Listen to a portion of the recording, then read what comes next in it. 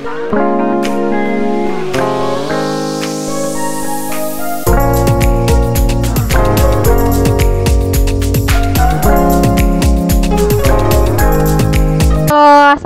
warahmatullahi wabarakatuh. Nah adik-adik, di video ini Kak Fitri akan kasih kamu pelajaran singkat. Jadi cara cepat untuk memahami pelajaran dalam satu bab ini, yaitu question and answer, besaran dan pengukuran ya. Yuk siswa kelas 7 SMP yang masih bingung sama materi pelajarannya bisa perhatikan ya, bisa simak video ini. Kita mulai ya. Bismillahirrahmanirrahim. Oke, sudah siap? Siapkan alat tulisnya. Siapkan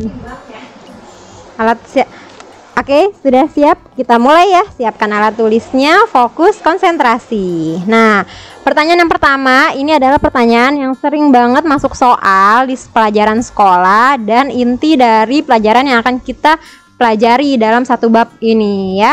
Apakah yang dimaksud dengan besaran pokok dan besaran turunan? Nah, apa ya bedanya? Oke.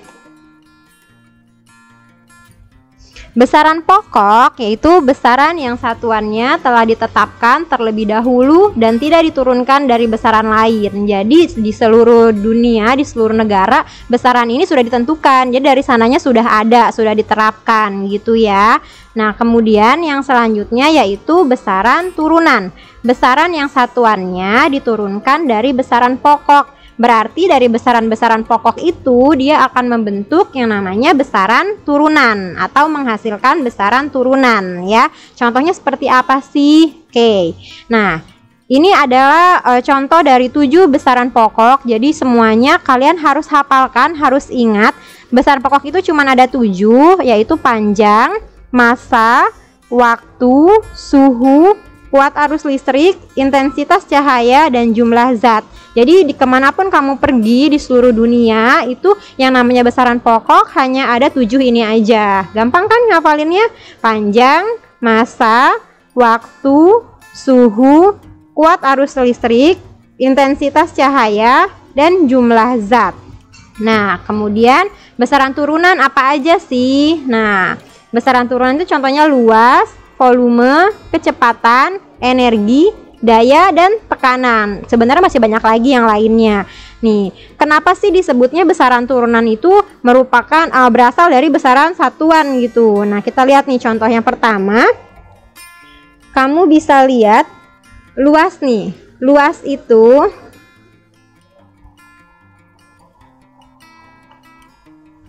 itu berasal dari panjang dikali lebar gitu ya, panjang kali lebar. Nah, berarti terdiri dari satuan panjang. Nah, panjang dan lebar satuannya itu sama-sama meter dikali meter ya, jadinya meter persegi. Nah, ini merupakan satuan yang diturunkan dari besaran pokok. Dari mana?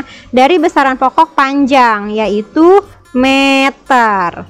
Kalau massa gimana satuannya? Massa itu bisa kilogram, bisa juga gram gitu ya. Kemudian waktu itu satuan internasionalnya adalah second. Jadi kemanapun kamu pergi di negara manapun yang namanya waktu pasti satuannya second. Kemudian suhu pakainya Kelvin.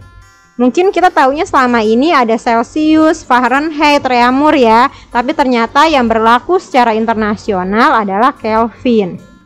Kuat arus itu ampere. Nah, ini kalian catat ya, kalian cukup tahu aja. Jadi besaran pokok itu ada 7, ada besarannya namanya apa saja, kemudian satuannya. Intensitas cahaya itu kandela. Kemudian jumlah zat itu satuannya mol. Nah, contohnya tadi sudah Kak Fitri jelaskan seperti luas. Luas itu kan rumusnya panjang kali lebar. Meter dikali meter ya, satuannya satuan internasional dari besaran pokok nih, meter. Jadinya meter kuadrat kayak gitu. Kalau volume juga sama. Meter dikali meter, panjang kali lebar kali tinggi kan, jadinya meter kubik ya. Ini SD sudah belajar. Nah, meter kubik ini ternyata berasal dari besaran pokok. Kecepatan misalnya jarak dibagi waktu, ya kan? Kecepatan itu jarak dibagi waktu. Misalnya S per T, jarak itu kan meter, T itu sekon, ya kan? T itu waktu nih, sekon. Jadi jarak dibagi waktu meter per sekon. Nah, sebenarnya waktu SD sudah pernah belajar kan? Tapi kita hanya sekarang tuh kamu tahu asal usulnya. Oh, meter per sekon itu berasal dari besaran pokok panjang dan waktu. Iya, satuannya berasal dari besaran pokok. Nah, sampai sini bisa ya? Oke, dicatat yang rapi, lumayan kan untuk melengkapi catatan kamu. Oke, next kita lanjut ke pertanyaan selanjutnya. Nah, berikut ini yang termasuk besaran pokok adalah, tadi kan kita udah belajar tuh ya, besaran pokok apa aja, kan ada 7 nih. Kalian hafal tidak? Coba bareng-bareng.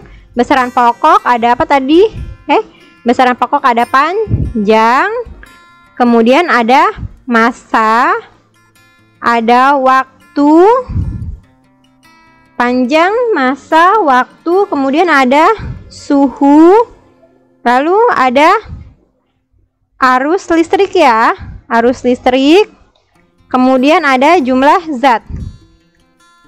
Nah, ada berapa nih? 7 belum? 1, 2, 3, 4, 5, 6. Satu lagi, berarti intensitas cahaya.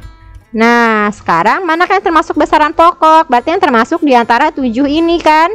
Luas bukan, karena tadi besaran turunan ya. Volume bukan, berat bukan. Berarti jawabannya adalah suhu. Mudah kan? Ya, dari satu materi ini aja bisa jadi berapa soal, bisa jadi banyak nanti. Kamu cukup hafalkan 7-nya saja ya, bersama dengan satuannya yang tadi sudah dijelaskan. Oke, lanjut.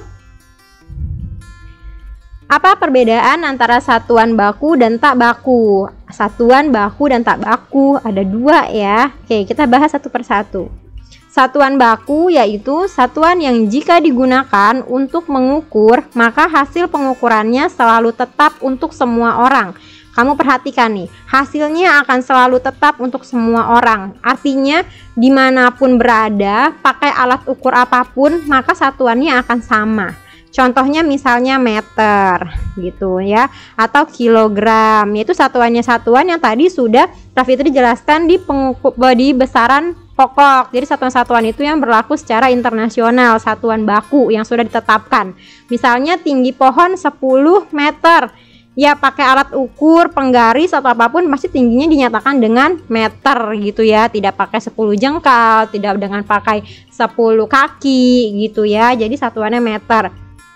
Kolam renang dalamnya berapa meter? Misalkan dalamnya 150 meter misalkan, jadi satuannya meter dan ini sudah baku ya.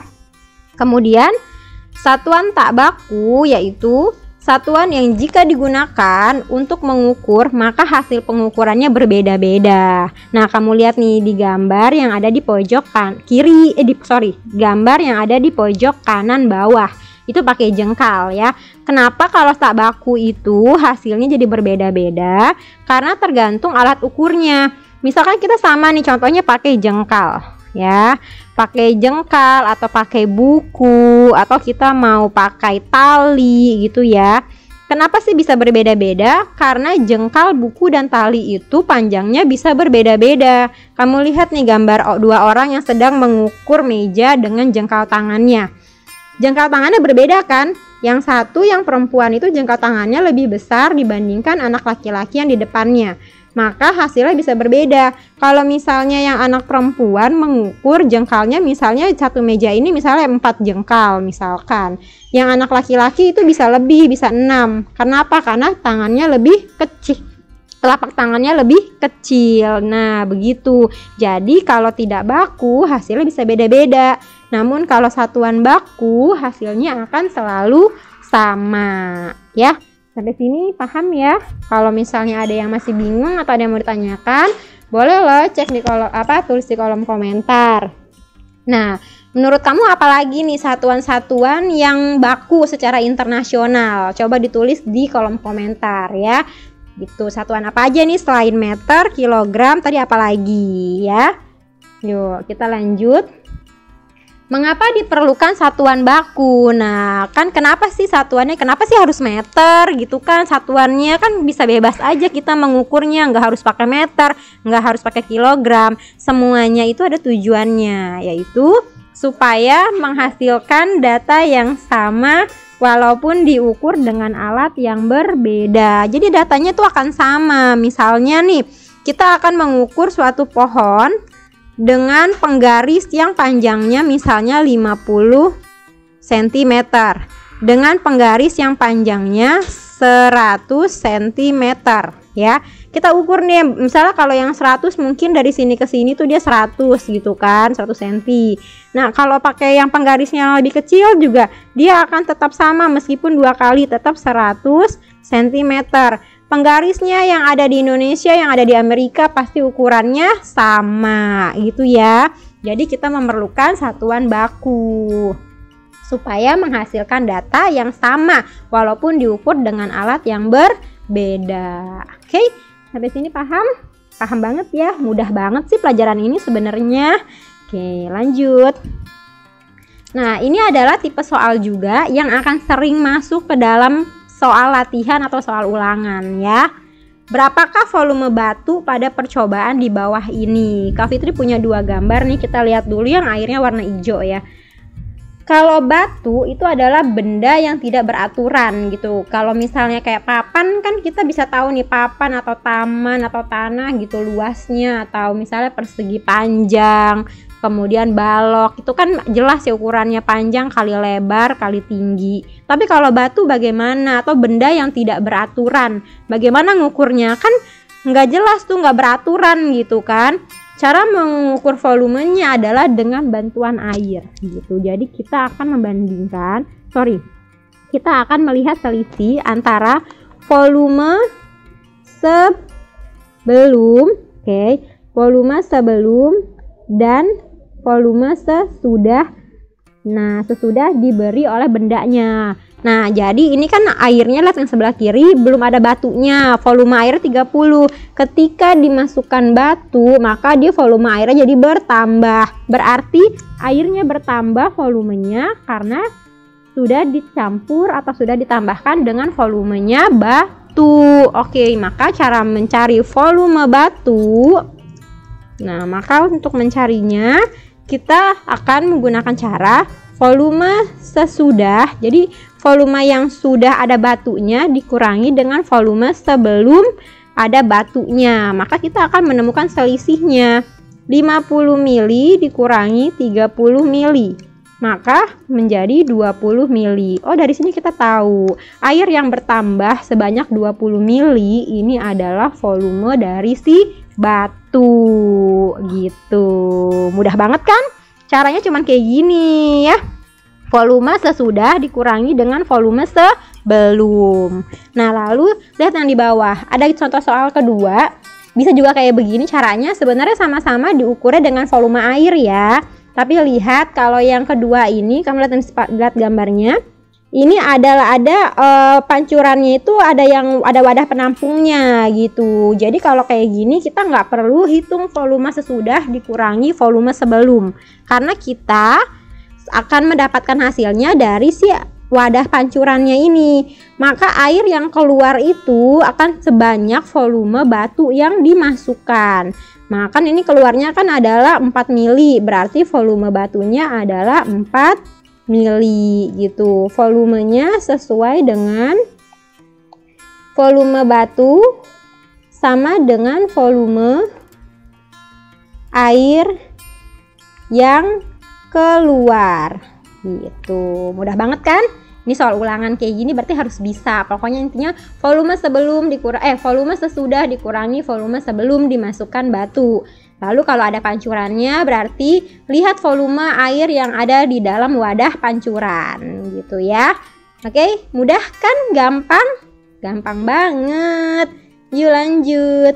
Nah, ternyata sudah habis pertanyaannya. Kalau misalnya kamu ada pertanyaan yang lain yang kamu bingung atau ingin dijelaskan, kamu tinggal tulis di kolom komentar ya. Terima kasih sudah menyimak video pembelajaran ini sampai selesai. Kak Fitri berharap video ini membantu kalian ya. Semangat belajarnya, dan bila konten ini bermanfaat, silakan di-share, like, dan subscribe ya.